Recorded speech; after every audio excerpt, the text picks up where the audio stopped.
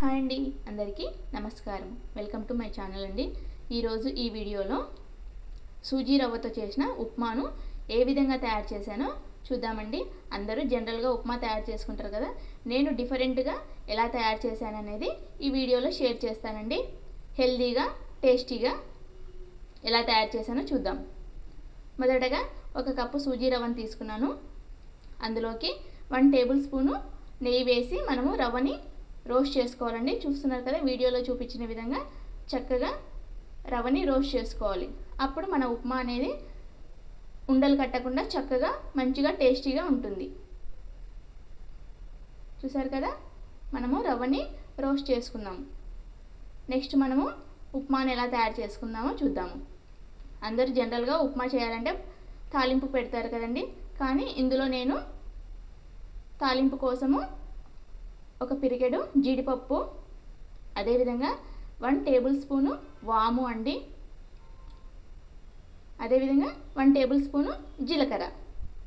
ఇవే అండి మన ఉప్మాకు స్పెషల్ ఇంగ్రీడియంట్స్. చూసారు కదా, వీటిని చక్కగా ఫ్రై చేసుకోవాలి. వాము, జీలకర్ర, అదేవిధంగా కాస్త జీడిపప్పు, కరివేపాకు కానీ వేసానండి. చూసారు కదా, ఒక కప్పు ఉప్మా రవ్వకి నేను 3.5 కప్స్ వాటర్ తీసుకున్నాను. సాల్ట్ అండి, సాల్ట్ వేసాను. ఇప్పుడు వాటర్ బాయిల్ అవుతున్నాయండి చక్కగా. చూస్తున్నారు కదా, ఇందులోకి మన ఉప్మా రవ్వని వేసి కలుపుకుందాం. చూసారు కదా, ఉప్మా రవ్వని చక్కగా కలుపుకోవాలండి, ఉండలు కట్టకుండా చక్కగా కలుపుతూనే ఉండాలి. చూసారు కదా, మన హెల్దీ అండ్ టేస్టీ వాము జీలకర్ర ఉప్మా రెడీ అయిందండి. చూసారు కదా, ఇలాంటి ఉప్మా అనేది ఆరోగ్యానికి చాలా మంచిదండి. వెరీ లైట్ ఫుడ్ అండి, చిన్న పిల్లల దగ్గర నుంచి పెద్దల వరకు చాలా మంచిది. ఇది ఎవరికైనా ఆరోగ్యానికి మంచిదండి. ఇలా చేసుకొని తినడం వల్ల మన జీర్ణక్రియ అనేది మెరుగుపడుతుంది. చూస్తున్నారు కదా, మన ఉప్మా అనేది రెడీ అయిపోయింది. ఇలాంటి ఉప్మాని రసంలోకి కానీ తీసుకోవచ్చండి, ఏ రసంలోకైనా చాలా బాగుంటుంది.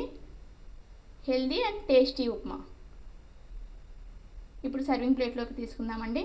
మీరు కూడా ఇలాంటి డిఫరెంట్ ఐటమ్స్ కోసం మన ఛానల్ని లైక్ చేయండి, షేర్ చేయండి, సబ్స్క్రైబ్ చేసుకోండి. ఇలాంటి ఉప్మాని మీరు కూడా ట్రై చేయండి. చూసారు కదా, హెల్దీ అండ్ టేస్టీ వాము జీలకర్ర ఉప్మా. నేను ఇప్పుడు అల్లం పచ్చడితో సర్వ్ చేశానండి. అల్లం పచ్చడి కూడా బాగుంటుంది, అలాగే రసంలో గాను బాగుంటుందండి. Thanks for watching.